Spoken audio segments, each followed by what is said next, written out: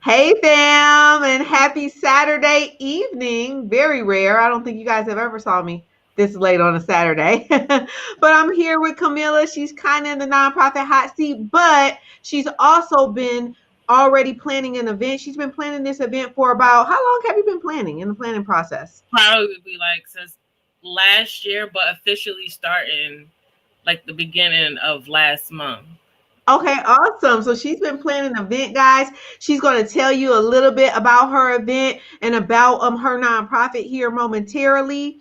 If you guys are planning an event during this time, I know we have a lot of nonprofits who are event based, who that's what their goal was to do several types of events. And with everything happening and some of the social distance procedures and how 2020 has been, it's kind of stopped you a little bit. So we're going to talk about her journey and why she decides to go ahead and push through with this event. And then she has some good news to share as well with it, which is awesome. But as you guys are chiming in, if you could just say hello so I then know that you can hear me and you can hear her clearly. If you can, just give us a thumbs up. And then also, guys, just let me know where you're from so I can give you a shout out there. We're always trying to connect nonprofits who are in certain areas. Also, if you possibly connect, you're in Philly, right, Camilla? Yep. Yep. All right, so she's going to be doing her ball in Philly. It's going to be a survivors ball, but I'll let her tell you a little bit about it. First, let's start by, can you tell us a little bit about your nonprofit and what your nonprofit is about, what you guys are going to be doing, a little bit about the mission to begin. Okay. So the mission for my nonprofit is to advocate and to bring awareness to sex abuse and human trafficking. We also do outreach stuff in the community and everything. Lately, we've been more so like fundraising and stuff because we're trying to get an actual like programming together that's as far as like the educational piece, as raising awareness on predatory behavior and to teach children what are sex offenders, what are predators, how to protect themselves. I'm really looking to collaborate with a self-defense organization, so we can also have that as one of the incentives on, like, joining us with the movement and interacting with different kids and families and things like that, and bringing more awareness to sex abuse and teaching children to and how to and know that it's okay to speak up and let people know, or let someone know that's trusted, that you are being sexually abused or violated. As far as human trafficking goes, our main focus on that is really when it comes to the internet, because I feel like a lot of our youth are on the internet and a lot of predators are also on the internet. And I feel like that's where we need to start. Our goal is to go for the numbers that's like mainly unreported. We're looking for children that's like currently going through it, possibly going through it, have an idea that something's weird going on, but don't really know or don't understand it, because most children don't understand, and that's one of the factors of being living in a house with someone who's a predator. You know what I'm saying? So I just want to be. We're trying to break the cycle. Our logo, our slogan rather, is breaking the cycle of sexually abused and human trafficked youth. Awesome. That is awesome. And you guys have been active since October of 2019. Awesome. So you're coming up on or you just passed your anniversary? That's my anniversary. All right. Did you guys do anything special? I had a girls' night out. Oh, that's good. Like a queenship type of sleepover with like majority of my other friends who do businesses and things like that, and people who's like helped along the journey, and we just like had good food, we played games, like, and it was a good night, in a hotel. We had a pool, we went to the spa the next day, like it was like an indoor pool situation, hot tub and saunas and swimming pools, and it was really cool. Yeah, I had a good time celebrating. I feel like I really needed that, because I've been like doing a lot of like ever since COVID and stuff happened. The moment that my previous employer said, I think it's best if you apply for unemployment, Hmm. That same day, I went full throttle on my business, which was like Mm-hmm. March 24th of this year.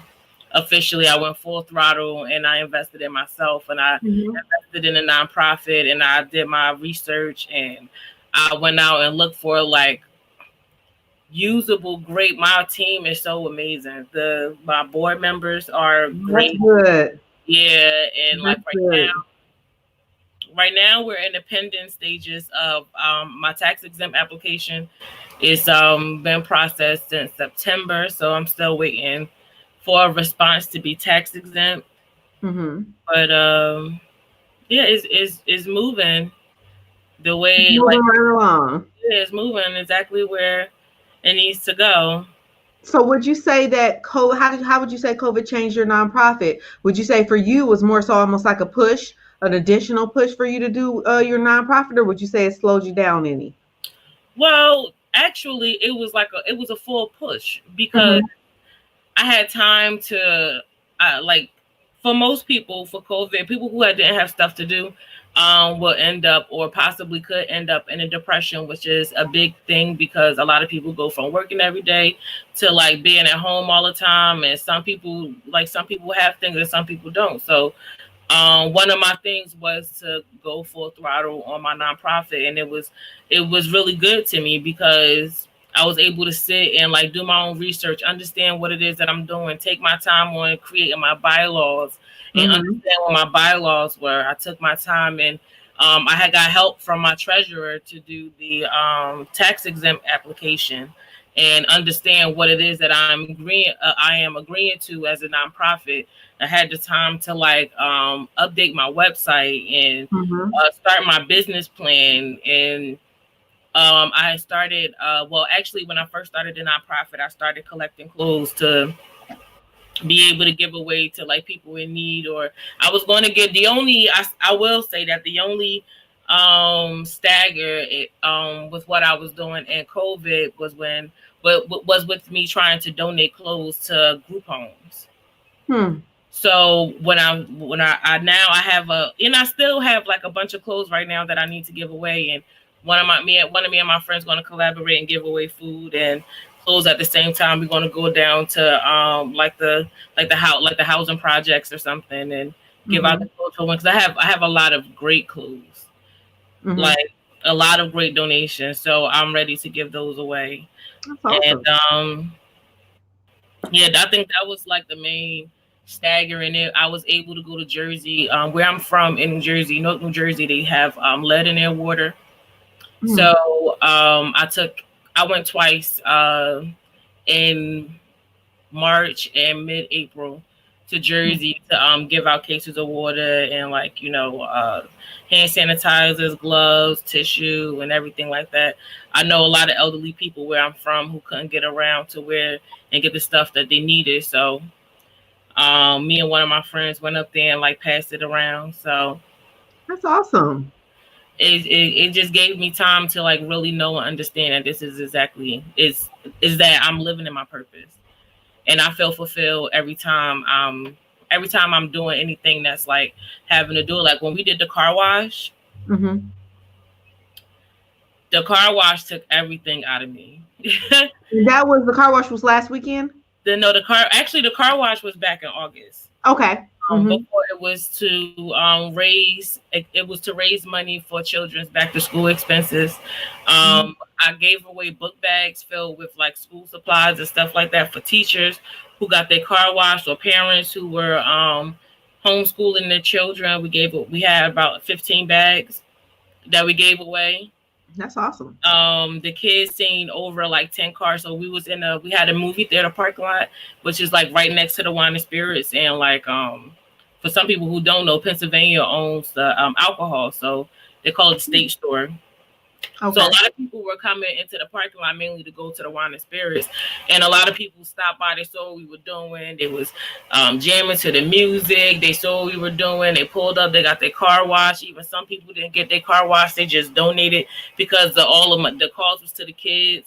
They raised over $200 to Hmm. split among, and it was like six of them. So and they were all of the kids were all under 14. Wow. So they were all happy to like end the night with like $60 a piece, and they worked hard. They did a really good job, and they really deserved it. And it was a lot of fun. It just took a lot out of me because Mm-hmm.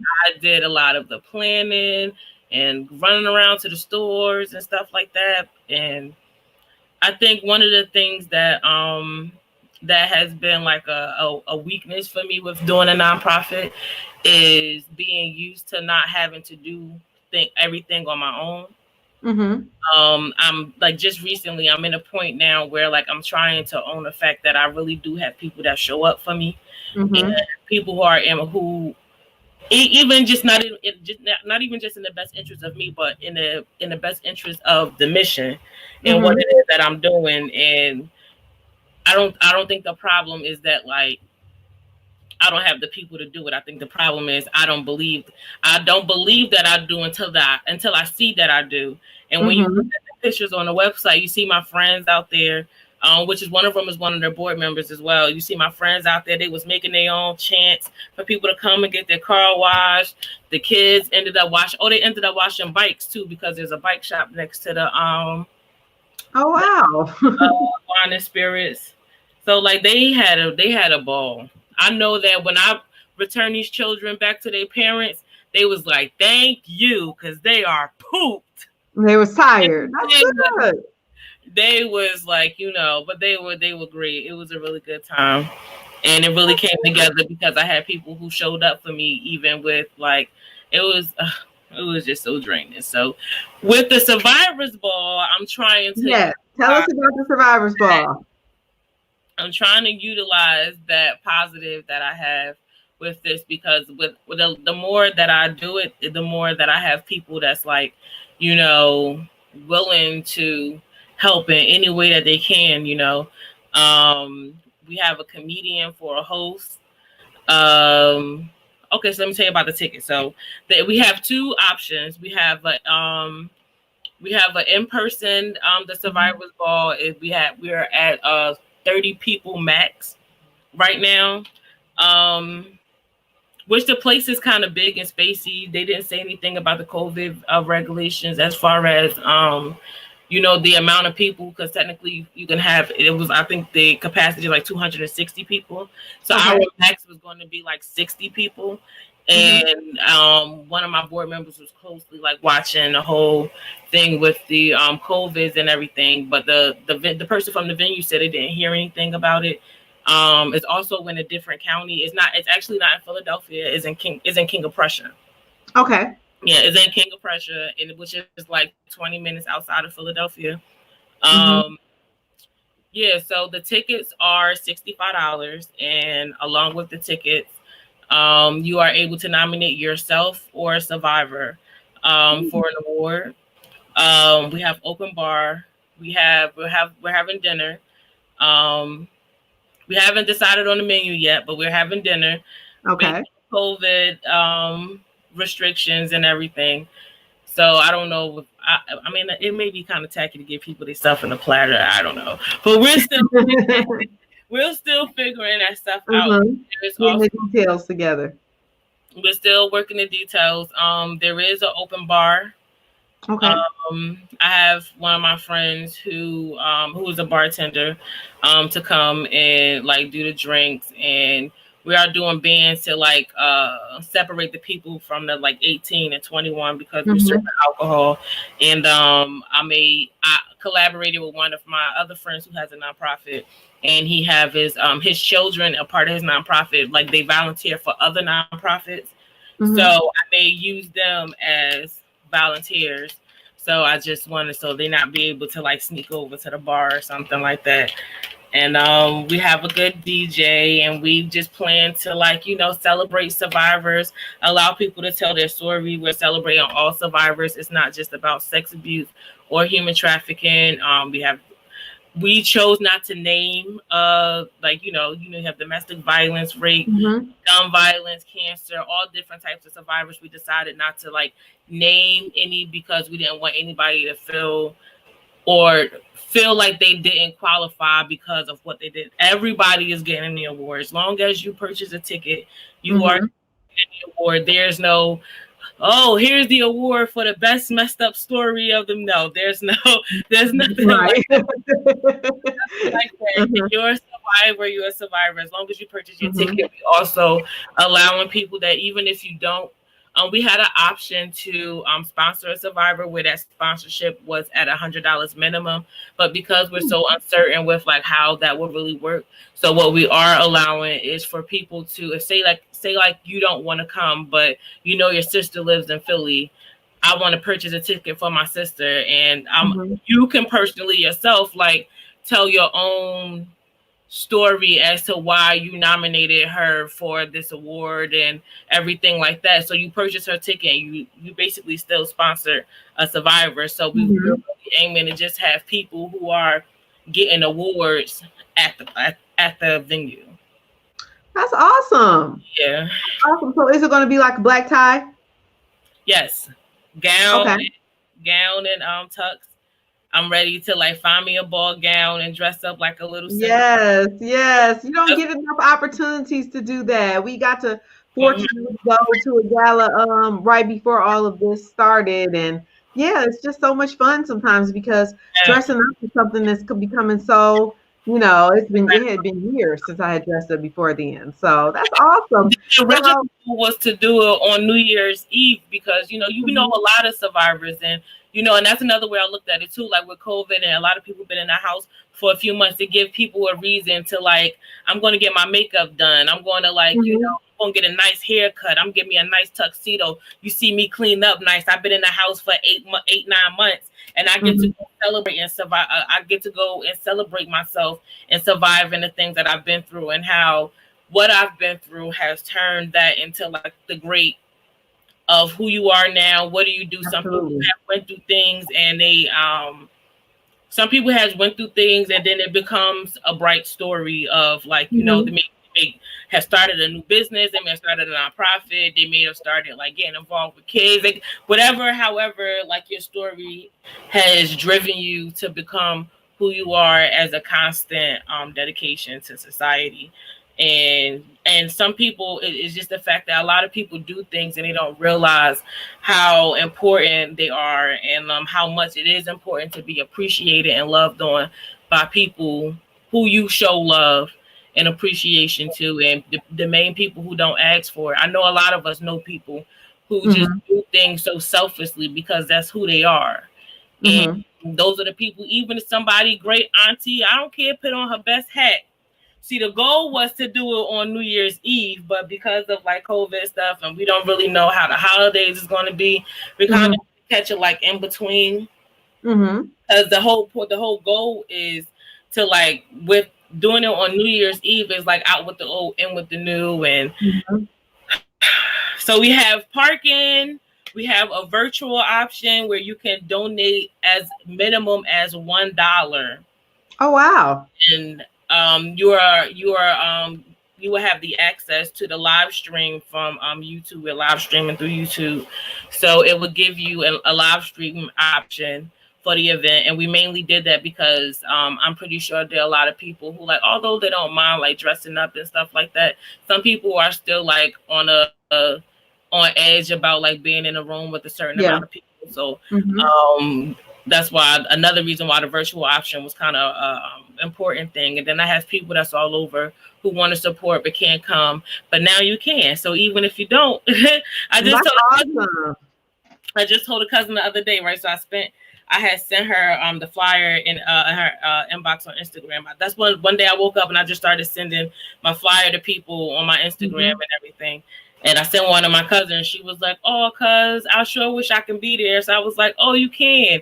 How about that $50 you owe me? You donated the link to That's the right. Virus Bowl, so you can still be there and you can Mhm. still be live and you can still like be a part of like the conversation, the host interacting. We plan on doing presentations, which is why we're asking people who purchase a ticket to submit their story to the email that is on the it's disclosed in the event information and everything. Okay. But we're And asking I'll people make sure to we attend. post your website link as well. so that they can get more information. Yeah, Someone is interested in it as well. I'm trying to pay as Mhm. much information as I can on my website. I've been updating my website for the past couple of days. I'm continuously updating my website as we get new sponsors because, like I said, like even though like we're still in the planning process, um, I just want to be able to make everything just like exactly what it's supposed to be. If we gain sponsors, I'm going to keep updating my sponsors. If not, then we sponsor this on our own. We have a GoFundMe.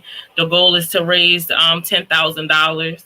We want to Okay. make like how some nonprofits or some organizations have like corporate fundraisers to raise a certain amount every year. So this year we're aiming for 10,000. This is where we're going to make the Survivors Ball annual thing, where it will be our annual fundraiser to raise money for our programming to like be able to create get the content and pay people to do everything we need to do to like start the process. So we're going. I just hope that it all works itself out. I'm sure we'll. Well, it's starting to work itself out. Why don't you go ahead before we wrap up here and share the good news that you just got today, right before we Oh, started here? so earlier, so earlier today, I was invited to do a story on the newscast here in Philadelphia. 6 ABC News. The journalists have reached out to us on Instagram, and they asked to do a story. So right now, we're in the process of, we say Thursday, we're going to do the interview. I confirmed that not too long ago. I let the anxiety blow away. So I'm Mhm. going to get him the content and stuff, and we're going to do a news story. That's And awesome. hopefully, this will allow us to like raise money and people hear about the mission and hear about what it is that we're trying to do and support the cause and want to see their own business logo along with that cause as well, because I do it all for the children. I do it all to serve God and doing what He told me to do. Hmm. I asked Him what's my purpose, and this is what He told me to do. So, you know, I'm just doing what my Father said. That is awesome. Now, if it's for some people who are just getting started, we are always talking to new nonprofits who are just starting on this journey and they're really feeling called or really feeling led to a certain area. That's our mission. For those of you who may be watching us for the first time, our goal is impact. Our goal is to really see more people who are like us actually fulfilling some of the missions in nonprofit work. So what I mean by that is people who are talking about the story, educating on the story, developing certain stories that they are actually also from. So they know how to create transformation when it comes to those areas. Because when other people can connect to your story, that's when you can really you build that trust first. Because Right, people aren't going to really listen to what you say until right, first you have that trust as to why should they listen to this right, person. And unfortunately, there's a lot of nonprofits out here right now that are a little bit disconnected with the communities they serve. So our goal is to really put more people in the communities that are connected to the communities. And right, so we really tried to help you to find, develop, and fund your passion as a nonprofit and or a transformation coach.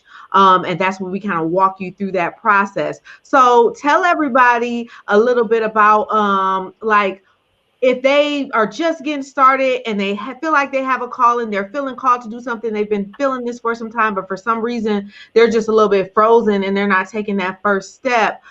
How would you encourage them to move forward with their passion and with what God has given them to do? I feel like the first thing that you have to do is obey and do what He says. I feel like it's as simple as He already believed in you, so you got to believe in yourself. Mm-hmm. I always say to people, it's only $125 to invest in yourself, to get that LLC, to get that incorporation, to make it official for yourself, and your EIN is free. So Mm-hmm. no, oh, I don't have any money to start a business. I don't have whatever. And I made a post recently that said, you don't need a degree to be. I've never been to college.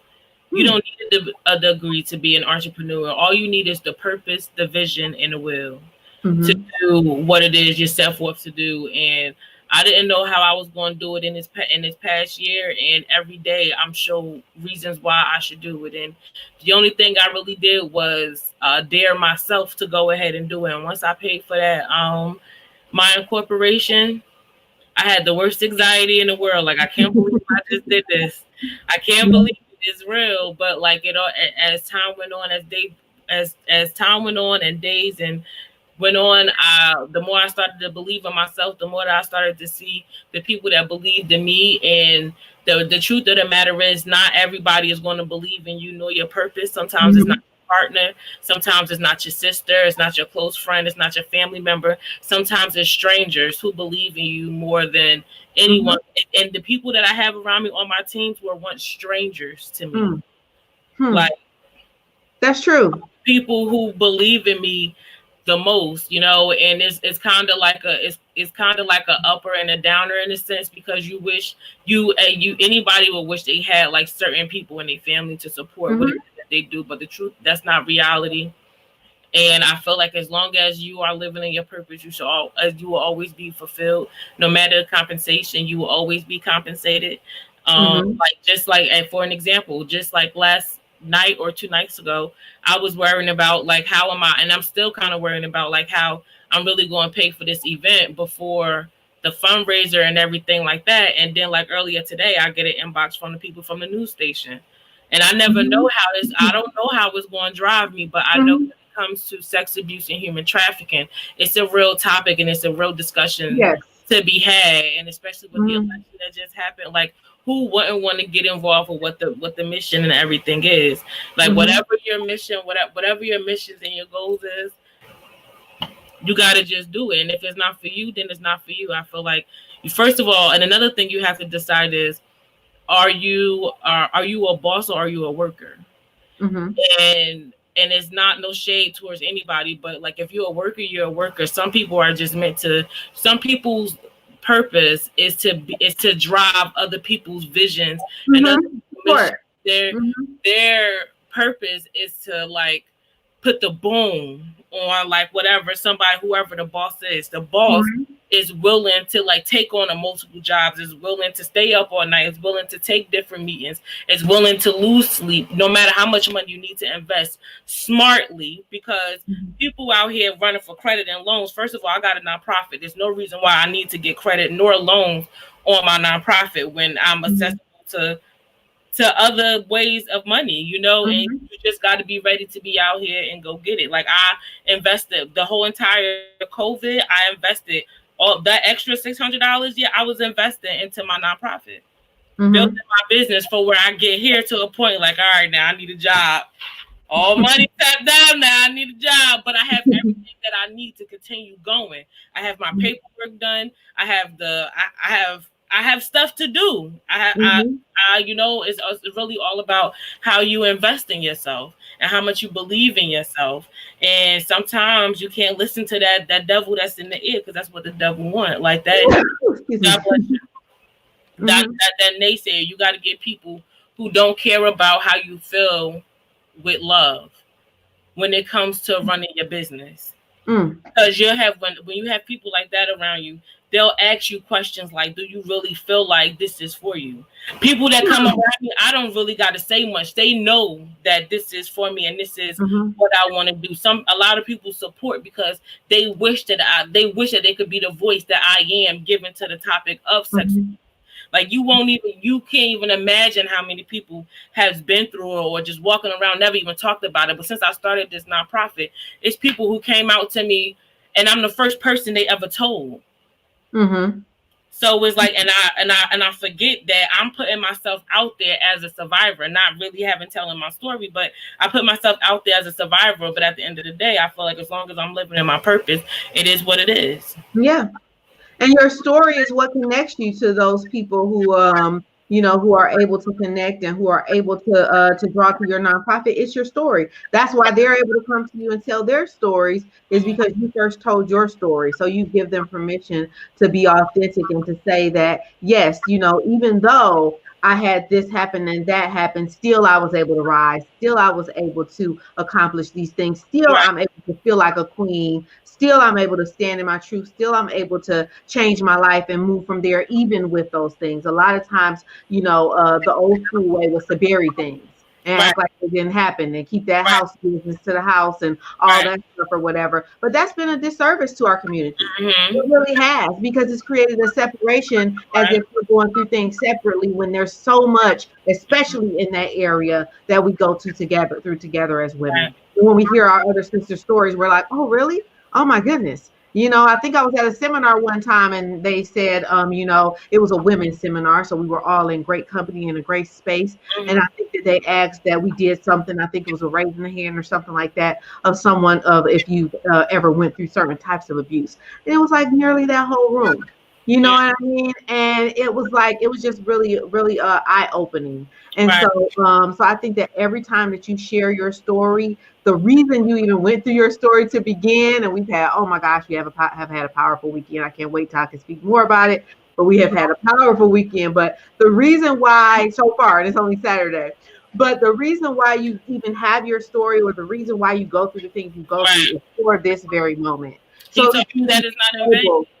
What'd you say? Told me that is not in vain. It's not in vain. That's your testimony. That's important. That's a part of you. And I go further as to say, I always say when I share my story, I always say that was the worst thing and the best thing that's ever happened to me. Because without that comparison, without going through all of those things, Right. I would have never been able to be the person I am right now. The reason why I'm outspoken as people would think, even though I have quiet sides as well, but when it's time to talk about my passion, when it's time to talk about my purpose, and when it's time for me to act in my gifting that I feel like God has given me, then I'm going to be outspoken because Right. of what He has been for me. You know what I mean? And Right. if you've ever been in a situation with domestic violence or abuse and things like that, and you've actually ever been held captive, Mm-hmm. then you know why it's completely to be able to be completely in your truth and Right. authentic and outspoken. Right. That's nothing if you've actually not been able to leave a house. You know what I mean? And Right. so when you come from things like that, it allows you to be a person like this. Mm-hmm. So that's Right. awesome. If people want more information, of course, they can go to your website that we are going to put below. Thank you so much for following that lead and doing Thank what you're you. doing Thank for the community. I'm so glad I get to connect with nonprofits like you you. are. I mean, the way that the nonprofits have been rocking during this pandemic has been, I literally was on the phone with someone like 2 weeks ago, and they were telling me some of the things they're doing. I'll start crying. I'm in a training session. I'm like, what is, I'm training you. That's just how I am, and it's just so amazing to see people, for a long time prior to this, there were leaders and they definitely would step up and they definitely were doing and pushing towards what God has called them to do. But I've seen a tremendous heavier push with this going on. Like, Yeah. what, time is of essence, what, life is short, we've lost some Right. people, you know what I mean? And Right. so it's just been a completely different push, and that's the silver lining to all of this. So And that's I'm what the excited. Survivors Ball is really for and all about. And now we all survived an election. We have a new president of the United Yes. States. We Mhm. survived those 4 years. Let's celebrate. It's a That's lot a of things. survivor. It's a That's a lot of things to survivor. celebrate as a survivor. We survived those 4 years. Now we got Mhm. 73 more to get through, and we'll be in the clear. Smoke clears. Yep. Absolutely, absolutely. Well, it was so good talking to you, Camilla. You always I'll do. put all the information below for people to be able to connect as well. Thank you for everyone who came on. Gala did Thank a great you. job, Camilla, as well. We'll make sure we put her information below. If you guys happen to be in the area and you want to attend the event, either virtually or physically, feel free to reach out to her as well. And like I said, her information will be below. And I will see you guys this coming week. We weren't able to come on this last week here. There was a couple of different projects that we were working on, but we will be on this week doing another hot seat with you all as well, and we'll also be doing a Q&A. Q&A. So I'll see you guys then, and then next Saturday at our regular time at 11 a.m. EST.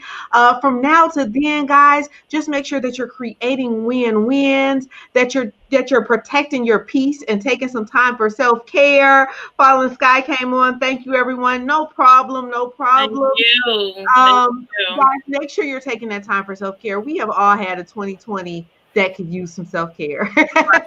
I will say that. And as women, I know that sometimes we want to take care of everything else. So make sure you're taking this time, taking some time away, and as entrepreneurs as well, to really rejuvenate, refuel. That's all a part of taking care of yourself, so you don't make the bad decisions that sometimes ends up getting you in a place of becoming a survivor and things like that, guys. So when you start with that self-care first, when you put that mask on first, guys, that's when you're strapped with those weapons to really be able to get out here and to do your mission. And when things don't go well, sometimes keep pushing. And when someone negative comes into play, keep pushing. So guys, take some time this weekend to take care of yourself. Surround yourself with love, and always tie to and strive for your passion and your dreams. They're there for a reason, guys. If you need assistance, if you need coaching, if you need help, feel free to reach out to us, and we'll see you guys in the next video.